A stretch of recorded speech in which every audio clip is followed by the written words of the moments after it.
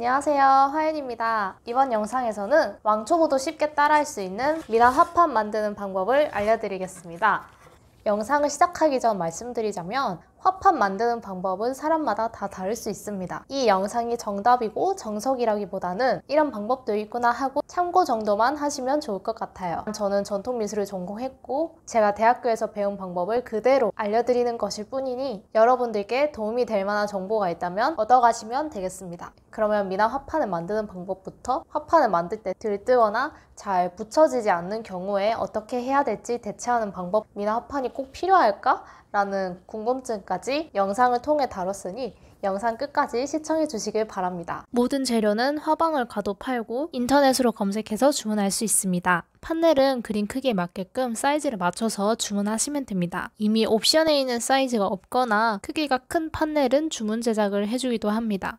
이거는 크라프트지라고 부르고 노루지라고도 하는데요. 나무 판넬 위에 이 종이를 붙여줄 거예요. 판넬의 윗면적과 옆면적도 계산을 해서 잘라주시면 좋습니다. 미관상 옆면도 덮는 것이 예쁘고 판넬을 잡을 때 손 다칠 위험이 적어지기 때문입니다. 이 꺾이는 부분이 생각보다 거칠거든요. 최소한 옆면까지 덮어주세요. 이건 도배풀입니다. 직접 풀을 만들면 좋지만 만드는 과정이 매우 번거로우니 도배풀을 이용하면 훨씬 간단하게 할 수 있어요. 도배집에 가면은 한 봉지에 1,000원 정도 주고 살 수 있고요. 풀은 직사광선이 없고 서늘한 곳에 보관하시면 남은 풀도 웬만큼 오래 보관할 수 있습니다. 이 풀을 물에 살짝 섞어서 사용할 거고요. 그냥 생풀을 써도 되긴 하는데 바를 때 살짝 뻑뻑한 감이 있기도 하고 양을 좀 더 효율적으로 쓸 수 있기 때문에 물을 살짝 섞어줍니다. 농도 조절하는 게 어려우신 분들은 섞지 않아도 무방할 것 같습니다. 이건 풀붓 혹은 풀솔인데요. 도배풀을 바를 때 사용할 거예요.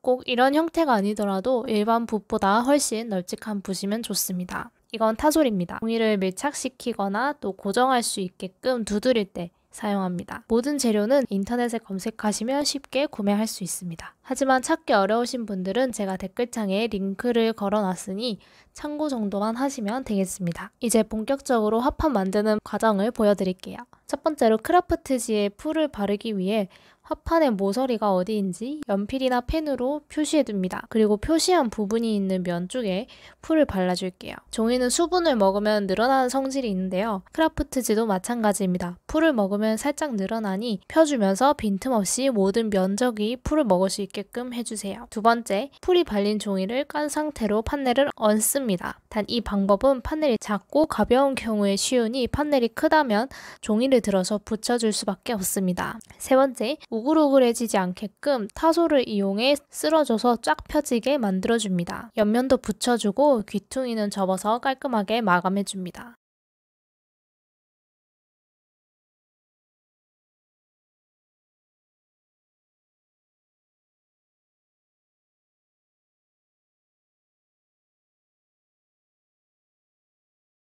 잘 붙어있는 것 같아 보여도 타솔로 두드려서 완전히 밀착시켜주세요. 풀이 부족하거나 접어서 접착력이 없는 부분은 풀을 추가로 발라서 붙여주세요.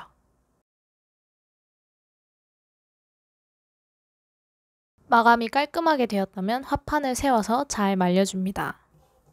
이 화판이 이제 다 마른 화판인데요. 날이 얼마나 건조하냐에 따라서 마르는 시간은 다르지만 반나절에서 하루 정도 지나면은 화판이 다 마릅니다. 생각보다 빨리 끝났죠? 준비 과정이 조금 있어서 그렇지. 그러면 이제 화판이 잘 만들어지지 않는 경우에 대해서 말씀드릴게요. 첫 번째, 중간중간 들떠서 기포 같은 것이 있는 경우. 이런 경우에는 타솔로 잘 문질러지지 않았거나 풀이 잘 발려지지 않았기 때문인데요. 이럴 때는 기포가 있는 부분을 칼로 조금 그어서 그 안에 풀을 손으로 밀어 넣어주면은 다시 그 기포가 가라앉으면서 없어집니다. 어차피 칼이 난 자국은 그림으로 덮어줄 것이기 때문에 크게 티가 안 날 거예요. 두 번째, 끝이 벗겨진 경우.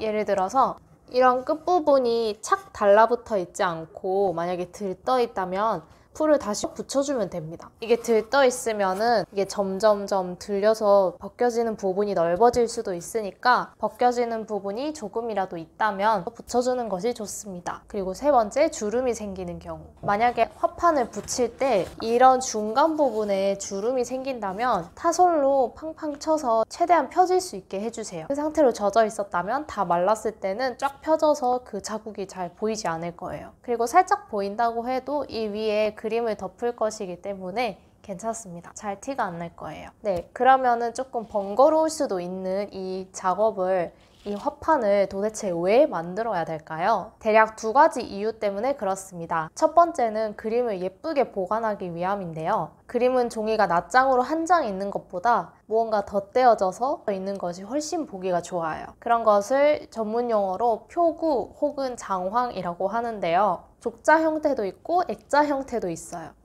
표구에서 가장 간단한 형태가 화판 위에 그림을 붙인 형태예요.